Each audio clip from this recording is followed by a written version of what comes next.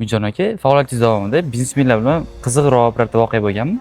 Albatta, qiziq voqealar bo'lib turadi. Buni oddiy nomini aytmayman, bitta rassodchika magazini, kredit magazin bilan bo'lgan.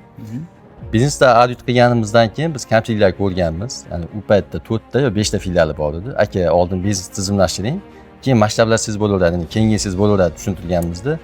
Keyin bo'ldi deganda keyin gaplashganimizda xodimlarga aytayapti, "Yo'q, bu bola noto'g'ri gapiryapti, biz rivojlanishimizni xohlamayapti.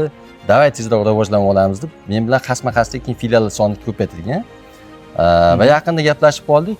U o'sha paytda xato qilganini, oldin betartib holat tartiblab keyin masshtablash kerakligini endi 12 ta 15 ta filial bo'lgandan keyin tushunib yetganini gaplashib qoldik.